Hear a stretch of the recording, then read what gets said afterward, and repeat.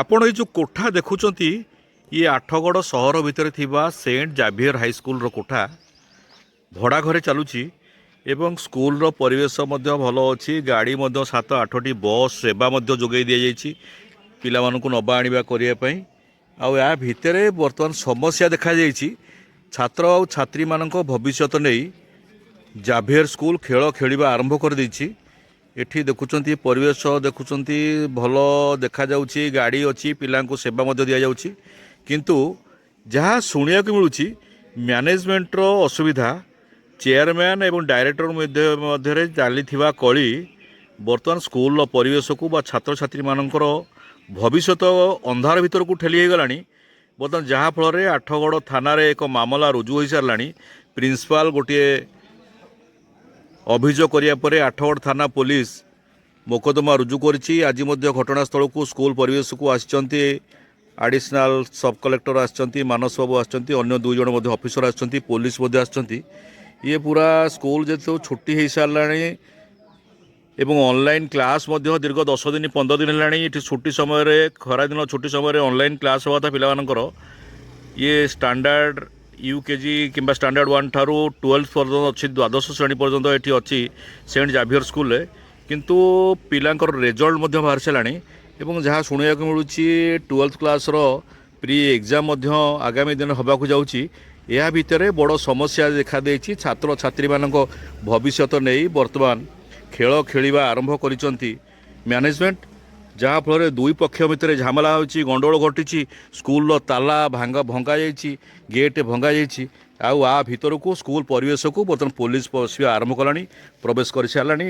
ଆଠଗଡ଼ ଥାନାରେ ବର୍ତ୍ତମାନ ମାମଲା ରୁଜୁ ହୋଇସାରିଲାଣି ଏବଂ ପ୍ରଶାସନିକ ଅଧିକାରୀମାନେ ମଧ୍ୟ ଘଟଣାସ୍ଥଳକୁ ଆସିକି ସରଜମିନ ତଦନ୍ତ କରୁଛନ୍ତି। ଆମେ ଆପଣଙ୍କୁ ଦେଖାଉଛୁ, ଇଏ ହେଉଛି ସ୍କୁଲର ପରିବେଶ। ସ୍କୁଲ ପରିବେଶ ସୁନ୍ଦର କିନ୍ତୁ ଅସୁନ୍ଦର କରିଦେଇଛି ମ୍ୟାନେଜମେଣ୍ଟର କାଳିମା। ଯେଉଁ ମ୍ୟାନେଜମେଣ୍ଟର ଡାଇରେକ୍ଟର ଆଉ ଚେୟାରମ୍ୟାନଙ୍କ ଭିତରେ ଯେଉଁ ଲାଗି ରହିଛି ଛକା ପଞ୍ଝା, ତାକୁ ନେଇ ବର୍ତ୍ତମାନ ସ୍କୁଲର ପରିବେଶ ସମ୍ପୂର୍ଣ୍ଣ ନଷ୍ଟ ହେବାରେ ଲାଗିଛି ଏବଂ ଏଠି ମଧ୍ୟ ଅନେକ ସ୍କୁଲର ଯେଉଁମାନେ ଅଛନ୍ତି ଟିଚର ମଧ୍ୟ ରହିଛନ୍ତି, ସେମାନେ ମଧ୍ୟ ଛନ୍ଦି ହୋଇ ପଡ଼ିଲେଣି ସ୍କୁଲର ପରିବେଶକୁ ନେଇ। ଇଏ ହେଉଛି ସ୍କୁଲର ପରିବେଶ, ଅତି ସୁନ୍ଦର ଭାବରେ ପରିବେଶ ହୋଇଛି ଏବଂ ଏହା ଭିତରେ ମଧ୍ୟ ପୋଲିସ ପ୍ରବେଶ କରିସାରିଛନ୍ତି। ମାନସ ବାବୁ ଯିଏ ଅଛନ୍ତି ଆଡ଼ିସନାଲ ଉପଜିଲ୍ଲାପାଳ ମଧ୍ୟ ଅଛନ୍ତି, ସିଏ ମଧ୍ୟ ପ୍ରବେଶ କରିସାରିଛନ୍ତି। ଆ ଭିତରେ ବର୍ତ୍ତମାନ ଅନୁଧ୍ୟାନ ଚାଲିଛି ଏବଂ ଆଲୋଚନା ଚାଲିଛି କ'ଣ କରାଯାଇପାରିବ। ପୋଲିସରେ ମଧ୍ୟ ପ୍ରିନ୍ସିପାଲ ଗୋଟିଏ ମାମଲା ମଧ୍ୟ ରୁଜୁ କରିସାରିଲେଣି ଏବଂ ଭଙ୍ଗାରୁଜା ହୋଇଥିଲା।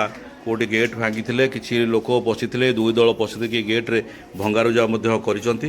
ଇଏ ହେଉଛି ପ୍ରିନ୍ସିପାଲଙ୍କର ରୁମ୍। ପ୍ରିନ୍ସିପାଲଙ୍କ ରୁମ୍ ଭିତରେ ବର୍ତ୍ତମାନ ପ୍ରଶାସନିକ ଅଧିକାରୀମାନେ, ପୋଲିସମାନେ ଏବଂ ମ୍ୟାନେଜମେଣ୍ଟର ଡାଇରେକ୍ଟର ମଧ୍ୟ ଭିତରେ ରହିଛନ୍ତି। ଆଲୋଚନା ଜାରି ରହିଛି।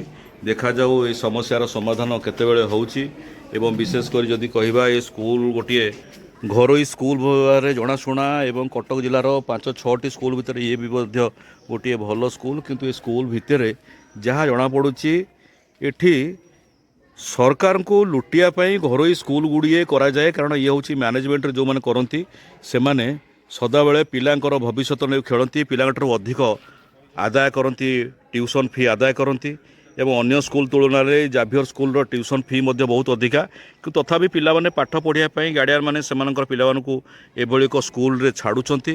ତେଣୁ ଇଏ ନିହାତି କମ୍ରେ କୁହାଯାଇପାରିବ ଏ ସମସ୍ୟା ଆଜିର ନୁହେଁ, ଅନେକ ଦିନର। ଚେୟାରମ୍ୟାନ୍ ଡାଇରେକ୍ଟରମାନଙ୍କ ଭିତରେ ଲାଗି ରହିଥିବା ସମସ୍ୟା ଆଜି ଦାଣ୍ଡରେ ପଡ଼ି, ହାଟରେ ପଡ଼ି ଦାଣ୍ଡରେ ଗଡ଼ିଲାଣି। ତେଣୁ ଏଭଳି ଅବସ୍ଥାରେ ସ୍କୁଲର ଆଗକୁ କିଭଳି ଭାବରେ ପିଲା ଏ ସ୍କୁଲରେ ପାଠ ପଢ଼ିବେ କିମ୍ବା ଏ ସ୍କୁଲର ପରିବେଶ କେମିତି ଉନ୍ନତ ହେବ କି ସ୍କୁଲ ଭାଙ୍ଗିବ, ତାହାକୁ ନେଇକି ବର୍ତ୍ତମାନ ଅଭିଭାବକମାନେ ମଧ୍ୟ ଚିନ୍ତାରେ ପଡ଼ିଲେଣି। ତେଣୁ ଆଗକୁ ମଧ୍ୟ ଆସୁଛି ଦ୍ୱାଦଶ ଶ୍ରେଣୀର ପ୍ରିଲିମିନାରୀ ପରୀକ୍ଷା ମଧ୍ୟ ଆସୁଛି।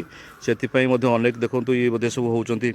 ଷ୍ଟାଫ୍ ମାନେ ମଧ୍ୟ ବାହାରେ ରହିଛନ୍ତି ଏବଂ ପ୍ରିନ୍ସିପାଲଙ୍କ ରୁମ୍ରେ ପ୍ରଶାସନିକ ଅଧିକାରୀମାନେ, ପୋଲିସମାନେ ପହଞ୍ଚି ତଦନ୍ତ ବର୍ତ୍ତମାନ କରୁଛନ୍ତି।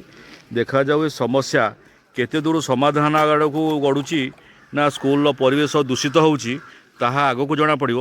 ତେଣୁ ଗୋଟିଏ କଥା କହିବା, ସ୍କୁଲ ଯେଉଁମାନେ ଘରୋଇ ସ୍କୁଲ କରୁଛନ୍ତି ସେମାନେ ସେମାନଙ୍କର ସ୍ୱାର୍ଥ ପାଇଁ ଏ ସ୍କୁଲ ଗୁଡ଼ିକ ଗଢ଼ୁଛନ୍ତି।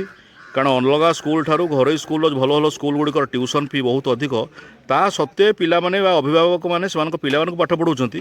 ଆଉ ସ୍କୁଲର ପରିବେଶ ଯଦି ଦୂଷିତ ହେବ, କଳଙ୍କିତ ହେବ, ମାଲିକ ଭିତରେ ଯଦି ଝଗଡ଼ା କରିବେ ଏବଂ ଉଭୟ ପକ୍ଷର ଗୁଣ୍ଡାମାନେ ଆସି ସ୍କୁଲ ପରିବେଶରେ ଭଙ୍ଗାରୁଜା କରିବେ, ତେବେ ଦୋଷ ଦେବା କାହାକୁ, ଦୋଷ ଦେବା ପୂର୍ବରୁ ଅନେକ ଅଭିଭାବକମାନଙ୍କୁ ଆମେ ଅନୁରୋଧ କରିବୁ, ଯଦି ଏଭଳି ସମସ୍ୟା ଏ ଘରୋଇ ସ୍କୁଲରେ ପ୍ରାଇଭେଟ୍ ସ୍କୁଲରେ ଘଟୁଛି, ତେବେ ଆପଣମାନେ ଓଡ଼ିଆ ହେଇଥିବାରୁ ଓଡ଼ିଆ ସ୍କୁଲକୁ ଉଦୟ ଲାବଣ୍ୟ ପରାମର୍ଶ ଦେଉଛି, ଓଡ଼ିଆ ସ୍କୁଲମାନଙ୍କରେ ପିଲାଙ୍କୁ ନେଇ ପାଠ ପଢ଼ାନ୍ତୁ। ବ୍ୟୁରୋ ନ୍ୟୁଜ୍, ଉଦୟ ଲାବଣ୍ୟ।